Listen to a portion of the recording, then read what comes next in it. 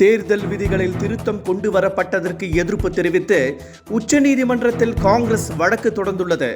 வாக்குப்பதிவின் போது ஏற்படும் ஐயப்பாடுகளை நிவர்த்தி செய்யும் வகையில் சிசிடிவி காட்சிகள், வாக்குப்பதிவு இயந்திரங்களை சரிபார்க்கும் நடைமுறைகள் இருந்து வந்தது.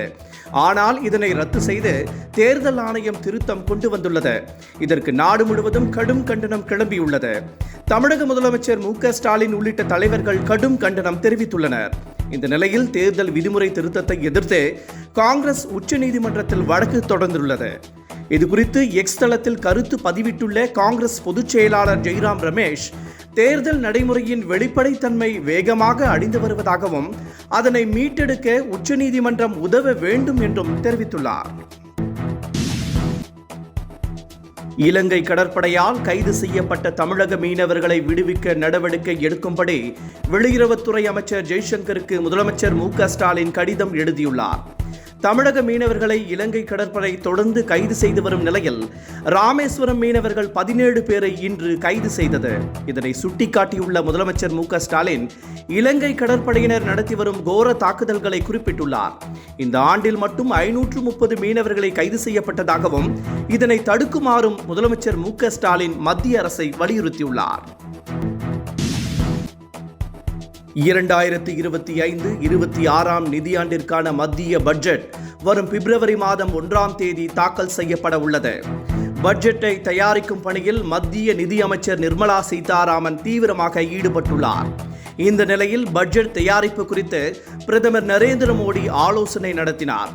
இந்த ஆலோசனைகள் பொருளாதார நிபுணர்கள் உள்ளிட்டோர் கலந்து கொண்டனர். மத்திய நிதியமைச்சர் நிர்மலா சீதாராமன், நிதி ஆயோக் துணைத் தலைவர் உள்ளிட்டோரும் கலந்து கொண்டது குறிப்பிடத்தக்கது. பிரதமர் நரேந்திர மோடியை தமிழக ஆளுநர் ஆர்.என். ரவி சந்தித்து பேசினார். தமிழக ஆளுநருக்கும் திமுக அரசுக்கும் இடையே சித்தாந்த ரீதியாகவும் அரசியல் செயல்பாடுகளிலும் கடும் உரசல் நிலவி வருகிறது. இது தொடர்பாக தமிழக அரசு தொடர்ந்த வழக்கில் ஆளுநரை உச்சநீதிமன்றம் கண்டித்திருந்தது. என்றாலும் தமிழகத்தில் அரசிற்கும் ஆளுநருக்கும் இடையே தொடர்ந்து மோதல் போக்கு இருந்து வருகிறது.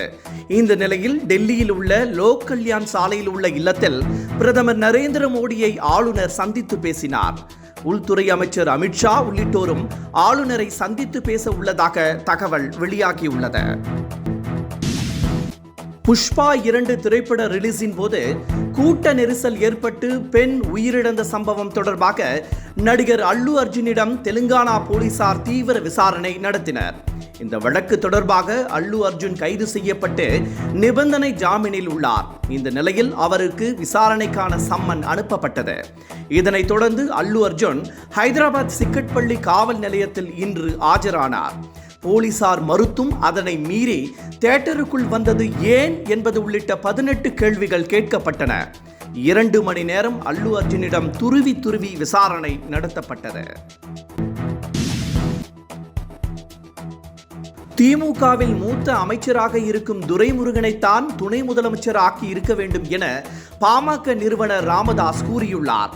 வன்னியர்களுக்கு 10.5% உள் ஒதுக்கீடு கேட்டு பாமக சார்பில் தமிழகம் முழுவதும் இன்று ஆர்ப்பாட்டம் நடைபெற்றது. விழுப்புரத்தில் நடைபெற்ற ஆர்ப்பாட்டத்தில் கலந்து கொண்டு பேசிய ராமதாஸ், வன்னியர்களை திமுக தொடர்ந்து வஞ்சித்து வருவதாக குற்றம் சாட்டினார்.